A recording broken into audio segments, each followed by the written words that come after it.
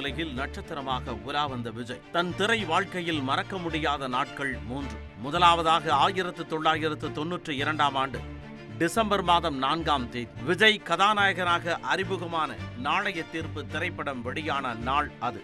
அந்த படம் வெளியாகி 3 தசாப்தங்களுக்கு பின்னர் கதாநாயகன் விஜய் ஜனநாயகன் விஜயாக மாறுவதற்காக சினிமாவை விட்டு விலகுவது என முடிவெடுத்தார். தனது திரை வாழ்க்கையின் நிறைவாக விஜய் நடித்த 69வது திரைப்படம் ஜனநாயகன். அந்த படத்தின் வெளியீட்டு தேதியாக குறிக்கப்பட்ட நாள் 2026ஆம் ஆண்டு ஜனவரி 9ஆம் தேதி. தனது முதல் படம் மற்றும் கடைசி படங்களுக்கு மத்தியில் பல வெற்றி படங்களை கொடுத்திருக்கிறார் விஜய். அந்த வரிசையில் விஜயின் திரை வாழ்வில் மட்டுமின்றி அரசியல் வாழ்விலும் மறக்க முடியாத ஒரு நாளாக அமைந்தது. அந்த நாள் 2013ஆம் ஆண்டு ஆகஸ்ட் 9ஆம் தேதி. அன்று காலை முதலே திரையரங்குகள் கடைகட்டியிருந்தன. 2012ஆம் ஆண்டில் நண்பன், துப்பாக்கி என 2 பிளாக் பஸ்டர் படங்களை கொடுத்த விஜய் ஹாட்ரிக் வெற்றியை எதிர்நோக்கி தயாராகி கொண்டிருந்தார். அன்று விஜய் நடிப்பில் வெளியாகவிருக்கும் தலைவா திரைப்படத்திற்காகத்தான் அத்தனை பரபரப்புகளும் அரங்கேறி கொண்டிருந்தன. ஆனால் தலைவா படம் திட்டமிட்டபடி அன்று தமிழ்நாட்டில் வெளியாகவில்லை. தமிழ்நாட்டை தவிர உலகெங்கும் படம் வெளியானது. தமிழ் சினிமாவை பொறுத்தவரை சிறு படங்கள் வெளியாவதில் பல சிக்கல்கள் இருக்கலாம். ஆனால் ஒரு உச்ச நடிகரின் படம், பெரும் பொருட்செலவில் தயாரான ஒரு படம் வெளியாகும் நாளில் நிறுத்தப்படுவது தமிழ் திரைப்படத்துறையில் அரிதான நிகழ்வு. முன்னதாக கமல்ஹாசனின் விஸ்வரூபம் திரைப்படத்திற்கு அப்படி ஒரு தடை நேர்ந்தது. ஆனால் அன்றைய தேதியில் விஜய் போன்ற இளம் நடிகரின் படத்திற்கு பல விதங்களில் இடையூறு நேரும் என்பது எவரும் கணிக்காத ஒன்று. அதிலும் தலைவா பட பிரச்சனைகளின் பின்னணியில் அரசியல் இருந்ததாக சொல்லப்பட்டது. கோடம்பாக்கம் முதல் கோட்டை வரை அதிர்வலைகளை ஏற்படுத்தியது.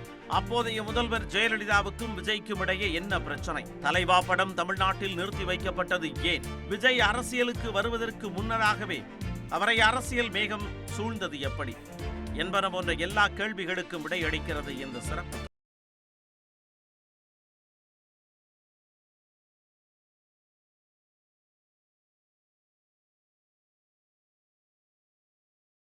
ஆயிரமாவது ஆண்டின் தொடக்கத்தில் விஜய் ஒரு வளர்ந்து வரும் நட்சத்திரம். ஜெயலலிதாவோ அகில இந்திய அளவில் ஆளுமை பெற்ற ஒரு அரசியல் தலைவர்.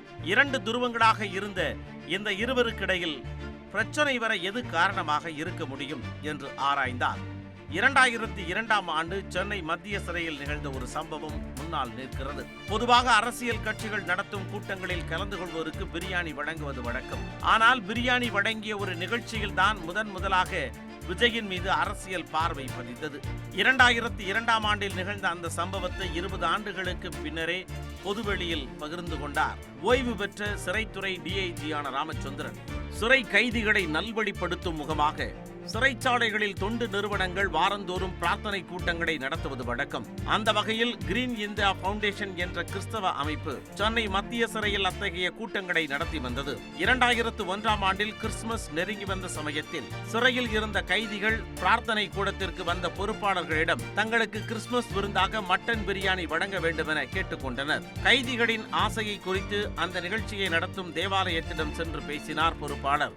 ஆனால் 2000 பேருக்கு மட்டன் பிரியாணி வழங்கும் அளவுக்கு தங்களிடம் பொருளாதார வசதி இல்லை என கைவிரித்து விட்டது தேவாலய தரப்பு. அப்போதுதான் விஜய்க்கு அந்த தகவல் கொண்டு செல்லப்பட்டது. உடனே அதற்கு ஒப்புக்கொண்டார் விஜய். ஆனால் அந்த நிகழ்ச்சியை நடத்துவதற்கு அரசின் அனுமதியை பெறுவதற்குள் கிறிஸ்துமஸ் கடந்து பொங்கல் பண்டிகை வந்துவிட்டது. அதனால் பொங்கலை ஒட்டி கைதிகளுக்கு பிரியாணி வழங்குவது என முடிவானது. அதன்படி 2002ஆம் ஆண்டு ஜனவரி 15ஆம் தேதி அன்று நடைபெற்ற அந்த நிகழ்ச்சியில் விஜயும் கலந்து கொண்டார். அவரே தன் கையால் பிரியாணி பரிமாற தொடங்க அகமிழ்ந்து போனார்கள் சிறை கைதிகள். அப்போது சிறைத்துறை அதிகாரியாக இருந்த ராமச்சந்திரனும் விஜயின் தந்தையான எஸ். ஏ. சந்திரசேகரும் ஏற்கனவே நன்கு அறிமுகமானவர்கள். எஸ். ஏ. சந்திரசேகர் இயக்கிய நீதிக்கு தண்டனை திரைப்படத்திற்கு கருணாநிதி தான் வசனம் எழுதினார். 1986ஆம் ஆண்டில் கருணாநிதி சிறையில் அடைக்கப்பட்ட போது சிறைக்கே தினமும் வந்து வசனங்களை வாங்கிச் சென்றார் எஸ். ஏ. சந்திரசேகர். 80களில் ஒரு இயக்குநராக அந்த சிறைக்கு வந்து சென்ற எஸ்ஏசி 2002ஆம் ஆண்டில் ஒரு உச்ச நடிகரின் தந்தையாக மீண்டும் அங்கு வந்தார். அந்த நிகழ்ச்சியின் முடிவில் கைதிகளுக்கு நன்றி தெரிவிக்கும் விதமாக ஒரு கூட்டம் நடைபெற்றது. பத்திரிகையாளர்கள் பலரும் கூடியிருந்த அந்த இடத்தில் பேசத் தொடங்கிய விஜய் வழக்கம் போல ஓரிரு வார்த்தைகளுடன் தன் உரையை முடித்துக் கொண்டார். அதன் பின்னர் சிறைத்துறை சார்பில் நன்றி தெரிவித்து பேசிய ராமச்சந்திரன், பொதுவாக சினிமா கதை விவாதங்கள் நட்சத்திர ஹோட்டல்களில் நடப்பது வழக்கம். ஆனால் எஸ்ஏசி தனது நீதிக்கு தண்டனை படத்திற்கு செலவே இல்லாமல் சிறைச்சாலையிலேயே அதனை முடித்துக் கொண்டார் என்றார். மேலும் அப்போது தந்தை பட்ட கடனை இப்பொழுது பிள்ளை தீர்த்திருக்கிறார் என கைதிகளுக்கு விஜய் பிரியாணி வழங்கிய நிகழ்வை பற்றி நகைச்சுவையாக குறிப்பிட்டார். அத்தோடு நில்லாமல் விஜய் விளம்பரமின்றி பல்வேறு நல்ல காரியங்களை செய்து வருவதாக சொன்ன ராமச்சந்திரன், விஜயும் எம்ஜிஆரை போல பெரும் புகழ் பெறுவார் என்று வாழ்த்தினார். அன்று இனிதே நடந்து முடிந்த அந்த நிகழ்வுதான் மறுநாளில் அரசியல் நெருப்பை பற்ற வைத்தது. சிறையில் நடந்த நிகழ்ச்சியில் விஜய் கலந்து கொண்டது தொடர்பான செய்திகள் மறுநாள் செய்தித்தாள்களில் வெளியாகி முதலமைச்சர் ஜெயலலிதாவின் கவனத்திற்கு சென்றன.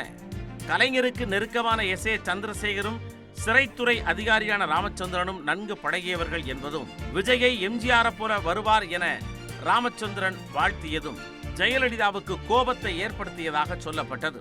ஜனவரி மாதம் 15ஆம் தேதி அன்று நிகழ்ச்சி நடந்த நிலையில் 17ஆம் தேதி கடலூருக்கு இடமாற்றம் செய்யப்பட்டார் ராமச்சந்திரன். அதுதான் நடிகர் விஜய் மீது ஜெயலலிதாவின் பார்வை பட்ட முதல் சம்பவம். அதன் பிறகு திரைத்துறையில் விஜய் அடுத்தடுத்த உயரங்களை தொட்டு தமிழ் சினிமாவின் உச்ச நட்சத்திரங்களில் ஒருவரானார். அந்த காலகட்டத்தில் நிகழ்ந்த குஜராத் பூகம்பம், சுனாமி தாக்குதல் போன்ற இயற்கை சீற்றங்களின் போதெல்லாம் தனது ரசிகர்களுடன் இணைந்து நிவாரண உதவிகளை வழங்கினார் விஜய். அதன் பிறகுதான் விஜயை மேலும் நெருங்கி வந்தது அரசியல்.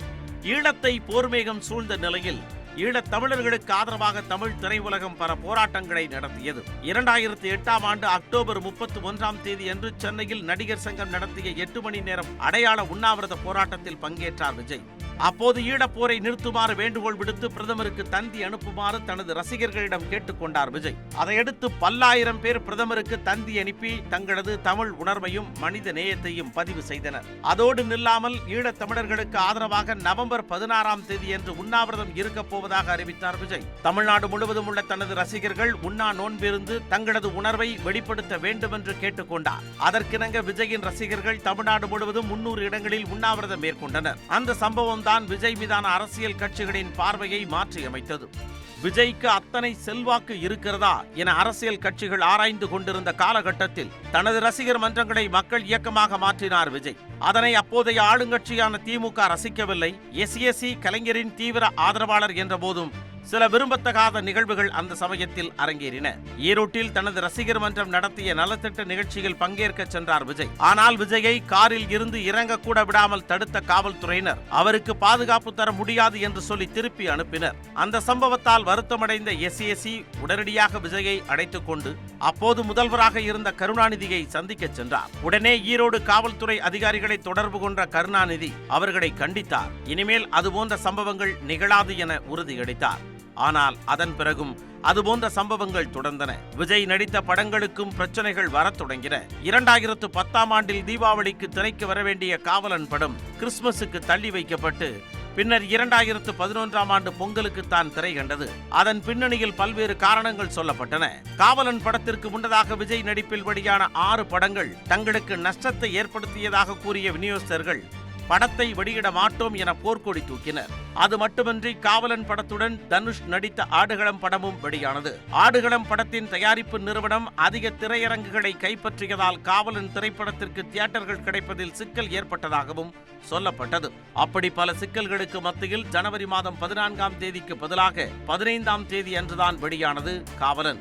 அந்த போராட்டம் எஸ்ஏசியை பெரும் மன வருத்தத்தில் தள்ளியது. 2010ஆம் ஆண்டு செப்டம்பர் மாதம் சென்னையில் சைதை துரைசாமியின் மகன் திருமண வரவேற்பு நிகழ்ச்சி நடைபெற்றது. அதில் கலந்து கொண்ட ஜெயலலிதாவை அங்கு வந்திருந்த விஜய் மரியாதை நிமித்தமாக சந்தித்து பேசினார். அதன் பிறகுதான் சில அதிரடி திருப்பங்கள் அரங்கேறின. ஒரு நாள் அதிமுகவின் மூத்த தலைவர்கள் இருவர் எஸ். ஏ. சந்திரசேகரை சந்திக்க வந்தனர். 2011ஆம் ஆண்டு தேர்தலில் விஜய் தங்களுக்கு ஆதரவளிக்க வேண்டும் என்றும் அது தொடர்பாக எஸ்ஏசியை ஜெயலலிதா சந்திக்க விரும்புவதாகவும் தெரிவித்தனர். அது குறித்து விஜயிடம் பேசினார் எஸ். ஏ. சந்திரசேகர். அடுத்தடுத்து தனக்கு கொடுக்கப்பட்ட அரசியல் நெருக்கடிகளால் கோபத்தில் இருந்த விஜயும் ஜெயலலிதாவை சந்தித்துவிட்டு வருமாறு தனது தந்தையிடம் சொல்லிவிட்டார். அதையடுத்து 2010ஆம் ஆண்டு டிசம்பர் மாதம் போயஸ் கார்டன் இல்லத்திற்கு சென்று ஜெயலலிதாவை சந்தித்தார் எஸ்ஏசி. அப்போது காவலன் திரைப்படத்திற்கு ஏற்பட்ட சிக்கல் தொடர்பாக ஜெயலலிதாவை சந்தித்ததாகவும் அது தொடர்பாக மேலும் சில அரசியல் தலைவர்களையும் எஸ்ஏசி சந்தித்து பேசுவார் என்றும் செய்திகள் வெளியாகின. விஜய் அதிமுகவில் சேரப் போகிறார் என்றெல்லாம் கூட பல்வேறு தகவல்கள் சொல்லப்பட்டன. அந்த சூழலில் 2011ஆம் ஆண்டு பிப்ரவரி மாதம் 4ஆம் தேதி அன்று மீண்டும் ஜெயலலிதாவை சந்தித்தார் எஸ்ஏசி. அப்போது அதிமுகவுக்கு ஆதரவாக விஜய் மக்கள் இயக்கம் பணியாற்ற வேண்டும் வேண்டும் என்று கேட்டுக்கொண்ட ஜெயலலிதா அதற்கு கைமாறாக தாங்கள் என்ன செய்ய வேண்டும் என்றார். தங்களது மாவட்ட தலைவர்கள் 15 பேருக்கு சீட் கொடுக்க வேண்டும் என்றார் SAC. அப்படியென்றால் விஜய் ஆதரவு தருவதாக பத்திரிகைகளிடம் சொல்லிவிடலாமா என்று கேட்டார் ஜெயலலிதா. சீட் கொடுப்பது பற்றி முடிவு செய்துவிட்டு சொல்லுங்கள், அதன் பிறகு மற்றதை பேசிக் கொள்ளலாம் என்றார் SAC. பின்னர் அதிமுக தரப்பில் இருந்து SACயை அணுகிய முக்கிய பிரமுகர் ஒருவர் விஜய் மக்கள் இயக்கத்திற்கு 3 சீட்டுகள் தருவதாக சொன்னார். ஆனால் அதனை மறுத்த SAC தாங்கள் தேர்தலில் யாருக்கும் ஆதரவு தரப்போவதில்லை என்று சொல்லிவிட்டார். 2011ஆம் ஆண்டு ஏப்ரல் 13ஆம் தேதியன்று நடைபெறப்போகும் தேர்தலுக்காக எல்லா கட்சிகளும் அதிரடி பிரச்சாரத்தில் இறங்கி இருக்க மார்ச் 27ஆம் தேதி திருச்சியில் இருந்த ஜெயலலிதாவிடமிருந்து SACக்கு அழைப்பு வந்தது. உடனடியாக திருச்சிக்கு விரைந்த SAC சங்கம் ஹோட்டலில் ஜெயலலிதாவை சந்தித்தார். அப்போது விஜய் அதிமுகவுக்கு ஆதரவு தந்தால் அவரது படங்களுக்கு எந்த பிரச்சனையுமின்றி நான் பார்த்துக் கொள்வதாக உறுதியளித்தார் ஜெயலலிதா. அதனை ஏற்றுக்கொண்ட SAC விஜய் மக்கள் இயக்கம் அதிமுகவுக்கு ஆதரவு அளிப்பதாக செய்தியாளர்கள் மத்தியில் அறிவித்தார். அப்போது திமுக வலுவாக இருக்கும் 40 தொகுதிகளின் பட்டியல் SACயிடம் தரப்பட்டது. தனக்கிருந்த 2 வார கால அவகாசத்தில் 39 தொகுதிகளில் பிரச்சாரம் செய்தார் SAC. அவற்றில் 38 தொகுதிகளில் அதிமுக கூட்டணி வெற்றி பெற்றது. 2011ஆம் ஆண்டு தேர்தலில் தனி பெரும்பான்மை பெற்று ஆட்சியை கைப்பற்றியது அதிமுக. அப்போது விஜயும் SA சந்திரசேகரும் போயஸ் கார்டனுக்கு சென்று ஜெயலலிதாவுக்கு வாழ்த்து தெரிவித்தனர். அதுவே ஜெயலலிதா தோழமையோடு பேசிய கடைசி சந்திப்பாகவும் ஆனது. சந்திப்புக்கு பின்னர் செய்தியாளர்களிடம் பேசிய SA சந்திரசேகர் ராமருக்கு அணில் உதவியது போல அதிமுக வெற்றிக்கு நாங்கள் உதவி இருக்கிறோம் என்றார். அதிமுக கூட்டணியின் வெற்றிக்கு விஜய் மக்கள் இயக்கம் கடுகளவு கூட உரிமை கொண்டாடியதை கூட ஜெயலலிதா ரசிக்கவில்லை. அதன் பின்னர் நடைபெற்ற திரைப்பட விழா ஒன்றில் பேசிய நாம் தமிழர் கட்சியின் ஒருங்கிணைப்பாளர் சீமான் ஆட்சி மாற்றத்தை நிகழ்த்திவிட்டு அமைதியாக உட்கார்ந்திருக்கிறார் தம்பி விஜய் என்று சொன்னார். அடுத்தடுத்து நடந்த இந்த நிகழ்வுகள் ஜெயலலிதாவுக்கு கோபத்தை ஏற்படுத்தின. இவற்றையெல்லாம் கடந்து 2011ஆம் ஆண்டு டிசம்பர் மாதம் தமிழ்நாட்டை தானே புயல் தாக்கிய போது கடலூர் மற்றும் புதுச்சேரிக்கு தேரில் சென்று நிவாரண உதவிகளை வழங்கினார் விஜய். அந்த நிகழ்விலும் அடுத்தடுத்து நடைபெற்ற விஜயின் திரைப்பட நிகழ்வுகளிலும் கூடிய கூட்டம் விஜயின் அரசியல் பயணத்திற்கு அச்சாரமாக இருக்கலாம் என அதிமுக கருதியது. அதன் பிறகே விஜயின் படங்களுக்கு அடுத்தடுத்து பிரச்சனைகள் வரத் தொடங்கின. 2012ஆம் ஆண்டு தீபாவளிக்கு வெளியாகவிருந்த துப்பாக்கி படத்தின் பெயரை மாற்ற கோரி கள்ள துப்பாக்கி என்ற திரைப்பட குழுவினர் வழக்கு தொடர்ந்தனர். அந்த பிரச்சனை சரி செய்யப்பட்ட நிலையில் படத்தில் இஸ்லாமியர்களை தவறாக சித்தரிப்பதாக குற்றம் சாட்டி சில இஸ்லாமிய அமைப்புகள் போர்க்கொடி தூக்கின. அதனால் சில காட்சிகளை நீக்கிய பிறகே துப்பாக்கி திரைப்படம் வெளியானது.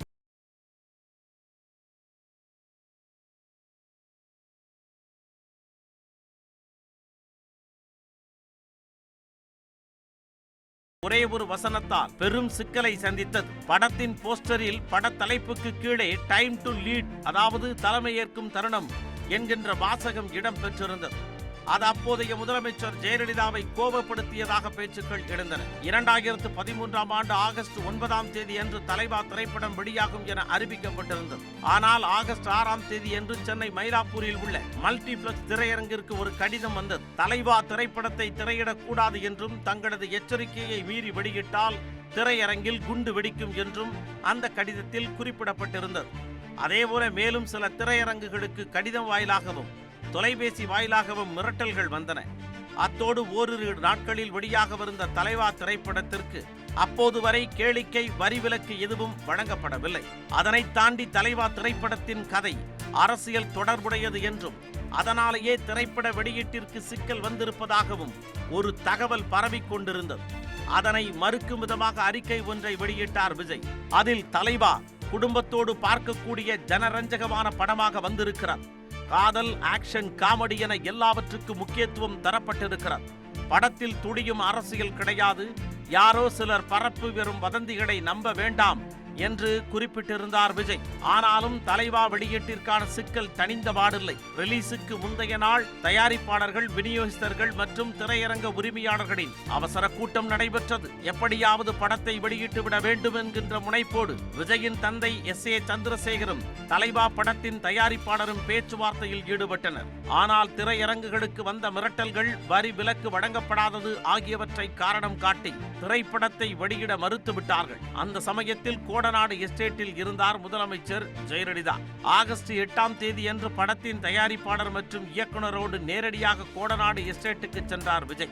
அனுமதி பெறாமல் முதல்வரை சந்திக்க செல்வது முறையல்ல என்று SAC எடுத்துச் சொன்ன போது எப்படியாவது படத்தை வெளியிட்டுவிட வேண்டும் என்ற ஆதங்கத்தில் சென்னையில் இருந்து புறப்பட்டார் விஜய். தேர்தலுக்கு முன்னதாக SACயை பலமுறை அழைத்து பேசிய ஜெயலலிதா அன்று தன்னை தேடி விஜய் வந்திருப்பதை சந்திப்பதை தவிர்த்தார். முதல்வரை சந்திக்க முடியாத நிலையில் அவரை சந்திப்பதற்கு அனுமதி கேட்டு கடிதம் மட்டும் கொடுத்துவிட்டு அங்கிருந்து ஏமாற்றத்துடன் புறப்பட்டார் விஜய். அந்த சூழ்நிலையில் ஆகஸ்ட் 9ஆம் தேதி திட்டமிட்டபடி உலகெங்கும் வெளியானது தலைவா திரைப்படம். ஆனால் தமிழ்நாட்டில் மட்டும் வெளியாகவில்லை. அப்பொழுது படத்தை வெளியிட தமிழ்நாடு முதலமைச்சர் ஜெயலலிதா உதவ வேண்டும் என்கின்ற கோரிக்கையோடு வீடியோ ஒன்றை வெளியிட்டார் விஜய். ஒரு வழியாக தலைவா படத்தின் பிரச்சனைகள் பேசி முடிக்கப்பட்டு ஆகஸ்ட் மாதம் 20ஆம் தேதி என்று படத்தை வெளியிடுவது என தீர்மானிக்கப்பட்டது. அந்த சமயத்தில் ஜெயலலிதாவுக்கு நன்றி தெரிவித்து வீடியோ வெளியிட்டார் விஜய். அப்போது வெளியான படத்தின் விளம்பரங்கள் அனைத்திலும் டைம் டு லீட் என்கின்ற வாசகம் நீக்கப்பட்டிருந்தது. அதன் பின்னரும் அதிமுக ஆட்சி காலத்தில் விஜயின் படங்களை திரையிடுவதில் சிக்கல்கள் நீடித்து வந்தன. 2014ஆம் ஆண்டில் AR முருகதாஸ் இயக்கத்தில் விஜய் நடித்த கத்தி படம் இலங்கை அதிபர் ராஜபக்சேவுக்கு நெருக்கமான லைகா நிறுவனத்தின் தயாரிப்பு என்று குற்றம் சாட்டிய சில அமைப்புகள் படத்தை திரையிட எதிர்ப்பு தெரிவித்தன.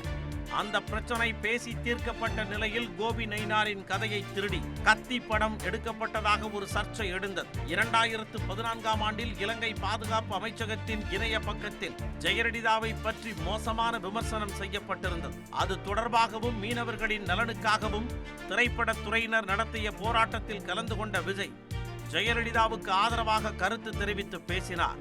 ஆனாலும் அவரது படங்களுக்கு நேரும் தடங்கல்கள் தொடர்ந்தன. 2015ஆம் ஆண்டில் விஜய் நடித்த புலி படம் வெளியாவதற்கு முதல் நாள் அந்த படத்தின் தயாரிப்பாளருக்கு தொடர்புடைய இடங்களில் வருமான வரி சோதனை நடைபெற்றது. அதனால் படத்தின் அதிகாலை காட்சிகள் ரத்து செய்யப்பட்டு பகல் காட்சி திரையிடப்பட்டது. 2016ஆம் ஆண்டில் திரைப்படத்தின் வெளியீட்டின் போதும் தயாரிப்பாளர்களுக்கும் விநியோகஸ்தர்களுக்கும் இடையே பிரச்சனை ஏற்பட்டதால் சென்னையில் முக்கிய திரையரங்குகளில் மட்டும் படம் வெளியானது. செங்கல்பட்டு உள்ளிட்ட பல இடங்களில் திரைப்படம் வெளியாகவில்லை. இப்படி விஜய் படங்களுக்கு உருவான சிக்கல்களுக்கு அரசியல்தான் காரணமா என்று கேள்வி எழுப்பினால் தனிப்பட்ட நபர்களுக்கோ அல்லது அமைப்புகளுக்கோ விஜய் மீது எந்தவிதமான கோபமும் இல்லை என்கிறார் SA சந்திரசேகர்.